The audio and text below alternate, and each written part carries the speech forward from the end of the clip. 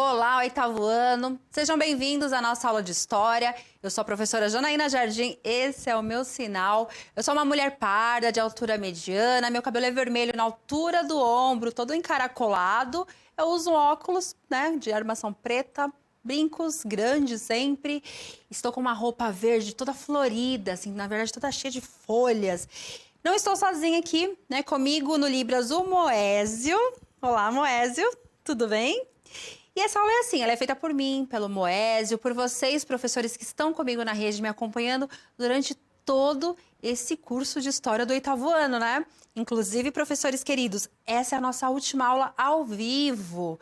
Então, nós teremos aula até o dia 23, passando aqui no Centro de Mídias, mas ao vivo, essa é a nossa última aula. Então, já quero agradecer a todos os professores que estiveram comigo aqui nessa jornada, que participaram do chat, que lá naquela avaliação, no QR Code do final da aula, fizeram a avaliação, pontuaram que a gente precisava melhorar, o que estava legal. Então, assim, se hoje nós estamos, né, um pouquinho melhores, né, é porque vocês colaboraram, vocês nos deram muitos feedbacks. Eu quero dizer, assim, que eu aprendi muito com todos os professores. É uma honra, sempre uma honra representá-los aqui, os professores de História do oitavo ano. E, né, parabéns para os alunos que agora vão para o 9º ano. Olha que legal, vocês já estão terminando essa trajetória, né? Então, assim, uma ótima aula. E nós vamos falar de um tema que ele é tão importante, né, que inclusive é a nossa última habilidade de transição. Então, vou colocar na tela para vocês o tema da aula. Neocolonialismo, século XIX. Então, olha só, vamos pensar a nossa habilidade, né? Porque lembrando que as nossas aulas aqui no Centro de Mídias, elas são sempre aulas que trabalham as habilidades essenciais, né? E aí os professores complementam na sala de aula com as outras habilidades. Olha só, a nossa última habilidade deste ano, do oitavo ano, identificar e contextualizar. O quê? O protagonismo das populações locais nas resistências ao imperialismo na África e Ásia. E qual é o nosso recorte de hoje? O objetivo dessa aula, identificar as diferenças entre neocolonialismo e colonialismo. Contextualizar as questões socioeconômicas que levam à partilha da África. Olha só, a habilidade, né? Ela já nos traz o norte, né? A habilidade, ela traça a narrativa da nossa história. Então, é muito importante que o aluno protagonista saiba como a aula vai ser trabalhada, né? Qual a habilidade que ele está aprendendo. E aí eu vou aproveitar aqui. Vamos lá, deixa eu ver. Ótima tarde para o Kelly. Olha, um ótimo 2022 para você também. Muito obrigada, querida. Vocês que são espetaculares, vocês que estão aí na sala de aula com os alunos, que aguentaram tempos terríveis, né? Que foram tempos muito difíceis. E vocês estão aí com os alunos presencial, cuidando dos alunos. Vocês são espetaculares, né? Vocês são maravilhosos, imprescindíveis. E aí, olha só, assim, oitavo ano, quando vocês estiverem no 9º ano, vocês vão aprender sobre a descolonização da África e da Ásia, está bem? E aí vocês vão aprender, inclusive, que se houve uma descolonização é porque foi colonizado, né? Houve uma colonização. E se houve uma colonização, a gente sabe que foi num processo exploratório, certo? E aí, a gente vai discutir assim, ó, se houve essa descolonização da África e Ásia, é porque em algum momento alguns países foram lá e colonizaram. O oitavo ano já sabe que no processo de colonização, quando um país coloniza outro, é um processo exploratório, porque a colônia, ela se torna o lugar onde a metrópole ela vai retirar minérios, né, mão de obra. A gente já sabe que, inclusive, aconteceu a mão de obra escravizada. E aí vocês vão entender que também nesse processo de descolonização da África e da Ásia, muitos grupos locais ali da África e da Ásia lutaram para que isso acontecesse, né? Mas então hoje eu gostaria de falar um pouquinho com vocês sobre esse conceito, neocolonialismo. Então, a gente pensar um pouco sobre o que é o neocolonialismo e prepará-los para o próximo ano, né? Que é onde vocês terão aí mais bagagem para discutir o próximo tema, que é do 9º ano, que é descolonização.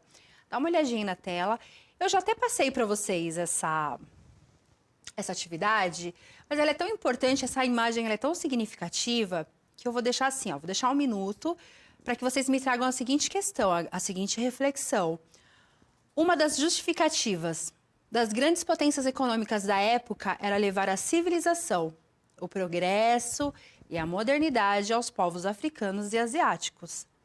Em relação a esse discurso, né? O que fica evidenciado na imagem. Então, queridos alunos, observem essa imagem e utilizem a atitude historiadora de vocês. Me digam assim, o que vocês estão vendo nessa imagem? 1 minuto.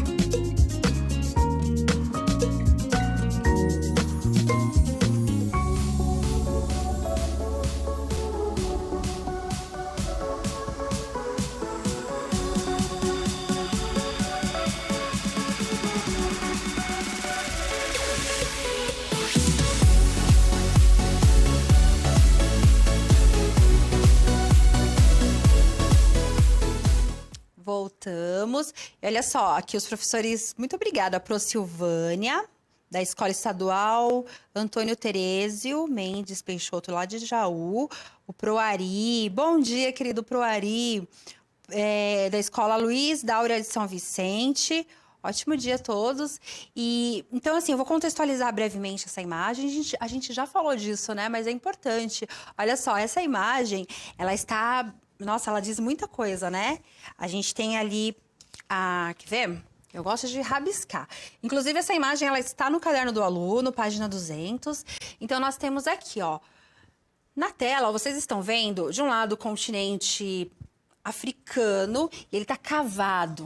Ele tá todo cavadinho. Acima do continente africano, o continente europeu, cheio de dinheiro. Tem umas notas de dinheiro. Do outro lado, temos aqui a América, a gente não vai falar da América. E em cima, nós temos Estados Unidos também, cheio de dinheiro, né? Então, o que essa imagem ela representa?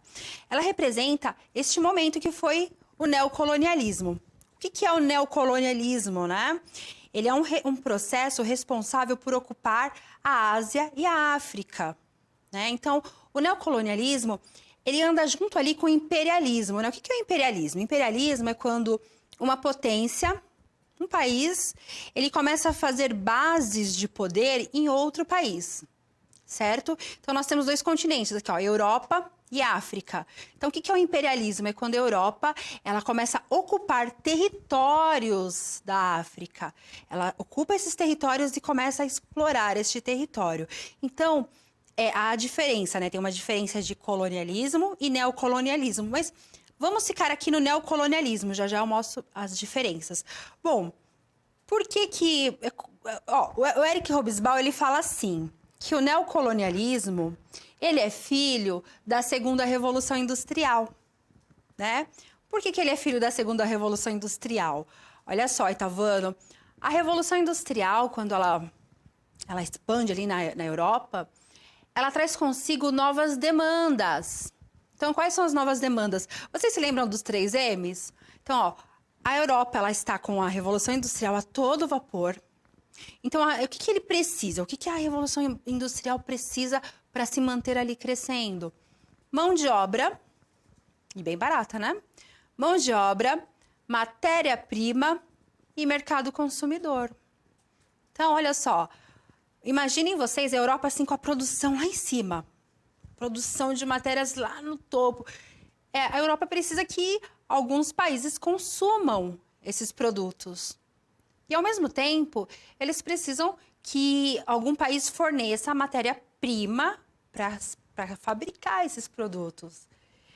E também de uma mão de obra bem barata, se possível, assim, mais barato possível, para fabricar esses produtos. Então, essas três novas demandas advindas da segunda revolução industrial, que é mão de obra, matéria-prima e mercado consumidor, são essas novas demandas que faz com que a Europa comece o seu processo de imperialismo sobre os continentes asiáticos e africanos, certo?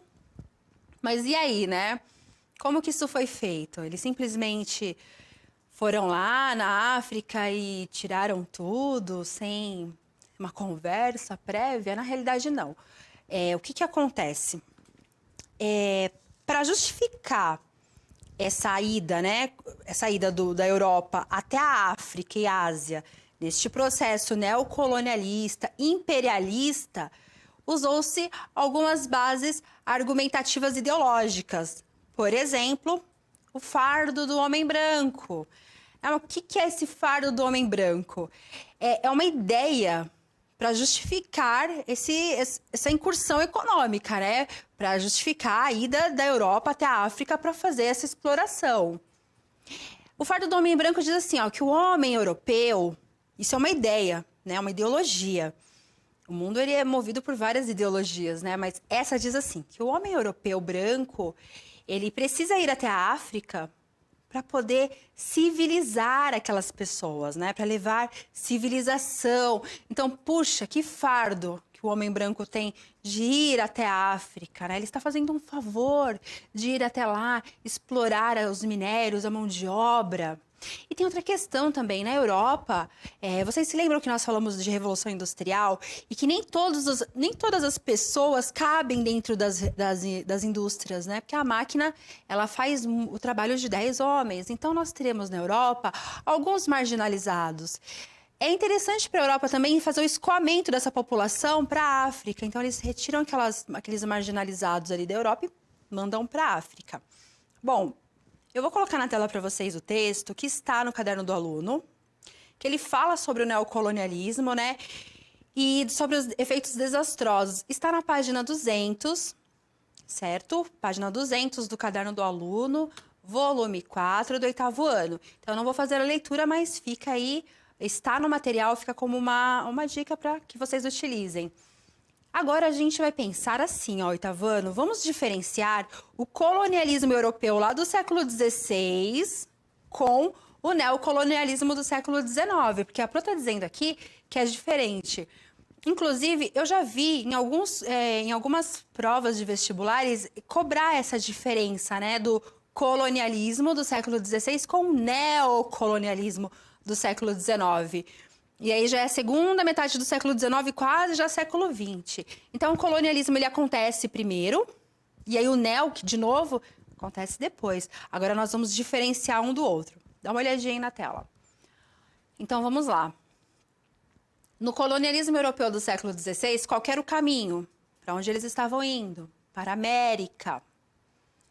Já no neocolonialismo do século XIX, que é esse processo imperialista, está indo para a Ásia e África, né? E aí, aqui na América, como que ficou a América? Nós temos os Estados Unidos como potência, fazendo também tendo essa relação de exploração com o restante da América. Não significa que eles pararam de vir para a América, significa que a maior parte a grande concentração econômica e o olhar do século XIX era muito mais para a Ásia e África, mas a exploração na América continua, está bem? Mercantilismo, século XVI. Então, lá no século XVI, nós tínhamos ainda os reis absolutistas que orquestravam as práticas econômicas. Olha só, um rei orquestrando práticas econômicas. Já no neocolonialismo do século XIX, a economia ela é mais financeira e monopolista. Já explico isso. Século XVI, nós temos uma burguesia comercial e estados europeus. No neocolonialismo século XIX, burguesia financeira e industrial. E nós temos novas potências econômicas, né?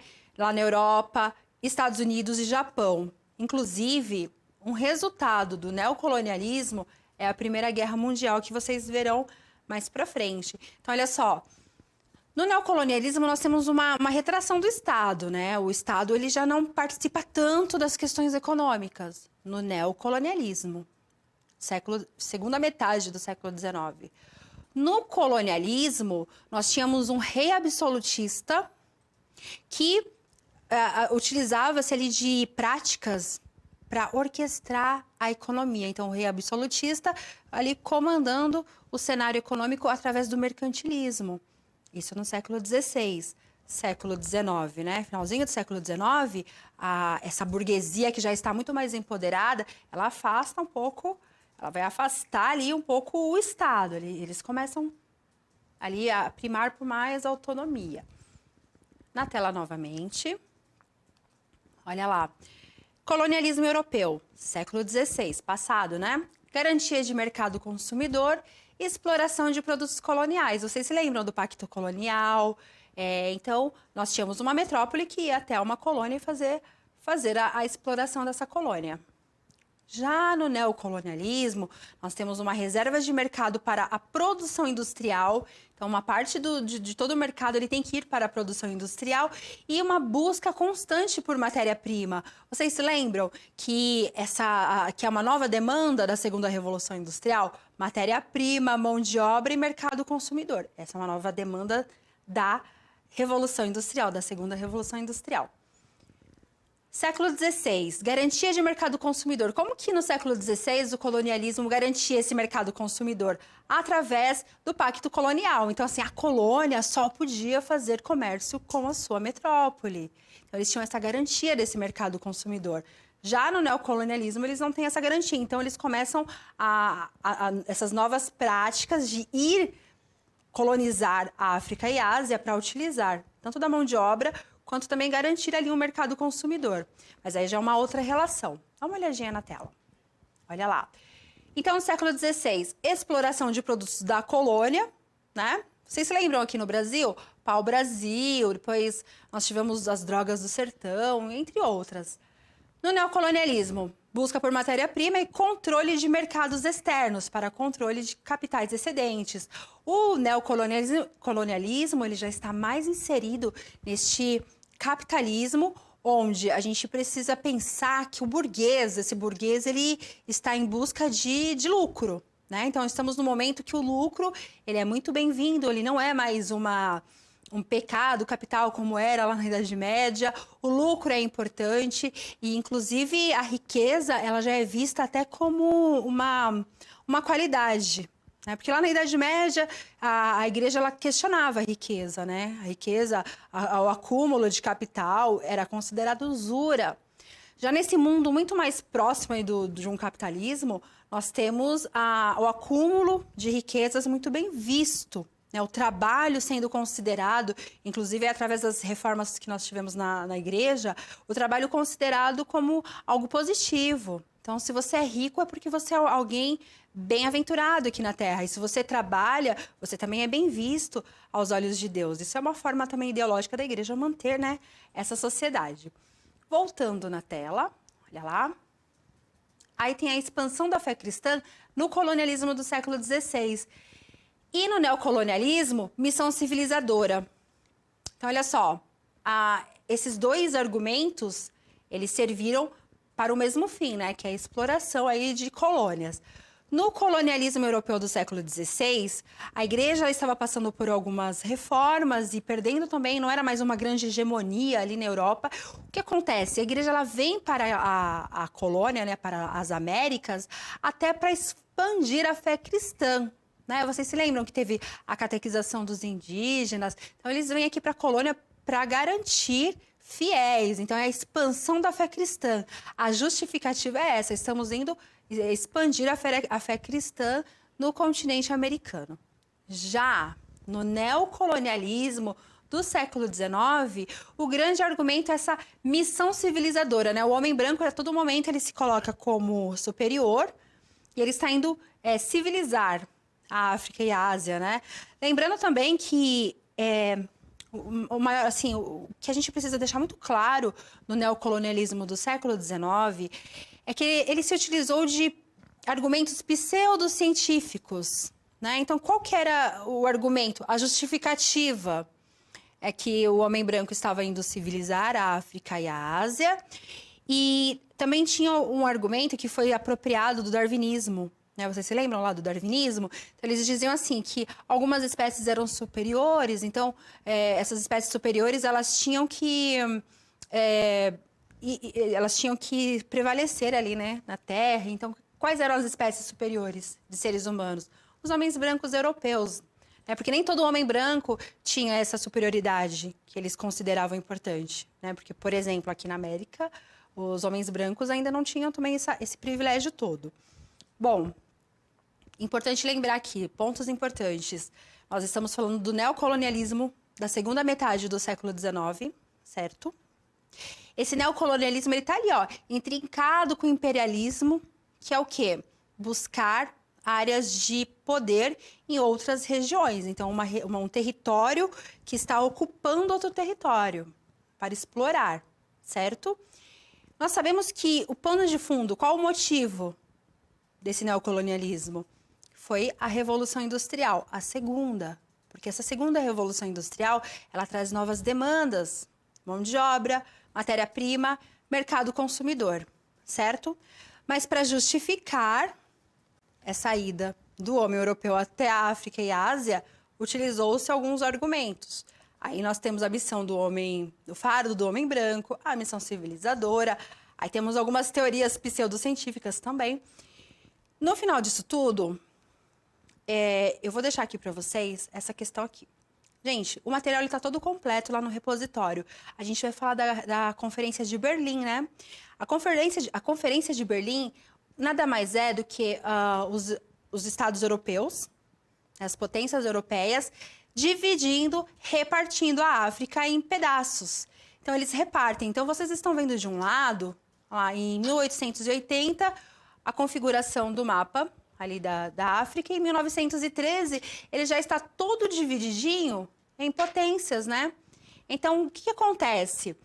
A Europa, ela chega na África e reparte a África entre as potências. Eu vou pedir para colocar novamente o mapa na tela. Então, quais são as potências que estão representadas aqui no mapa de 1913? A França, Portugal, Espanha, Itália, a Bélgica, Libéria e Etiópia. Então, assim, nós temos aqui a configuração de uma África toda partilhada. Eles dividem e não é considerado, por exemplo, grupos étnicos, né? Aqueles grupos que, inclusive, eram rivais, foram colocados no mesmo lado, no mesmo pedaço. Grupos que não falavam a mesma língua ou tinham algum problema ancestral, eles foram todos colocados, né, no mesmo pedaço ali, foram divididos. Então, a Europa, ela chega na África e simplesmente partilha ali entre as grandes potências. E a gente começa a pensar na África, né? Que o resultado disso tudo, né, além de ser a Primeira Guerra Mundial, a gente pensar na África na contemporaneidade, tudo que acontece na África, a gente pode colocar aí na conta também do neocolonialismo, né? Porque, olha só, século XVI, eles vão até a África para colonizar. Século XIX, eles vão novamente para a África para neocolonizar. Então, a gente começa a pensar aqui como que a África ela sofre com esse processo também. Não só a África, como a Ásia. E aí, um texto sobre o imperialismo, que está na página 207, que ele diz assim, ó, o imperialismo é o resultado do desenvolvimento do capitalismo, que nasceu com as transformações causadas pela Revolução Industrial. Entre os anos de 1884 e 1919, a atuação do imperialismo europeu na África e na Ásia foi extremamente forte, submetendo povos à exploração, segundo os interesses das potências industriais. A presença dos colonizadores nesses continentes estendeu-se até 1960. Olha isso, gente, quanto tempo. No caso da África, o imperialismo europeu deixou marcas profundas, impactos sociais e econômicos que ainda hoje são sentidos. Então, olha só, professores, espero que vocês tenham gostado da aula. Muito obrigada a todos que estão aqui comigo no chat, a Pro Márcia, a Pro Maria do Carmo, Pro Ari, Professores, avaliem a nossa aula, o que vocês gostaram, pontuem. O que vocês não gostaram, também pontuem, porque a nossa intenção é sempre fazer uma aula melhor. Obrigada a todos, um ótimo final de ano e até ano que vem. Tchau, tchau!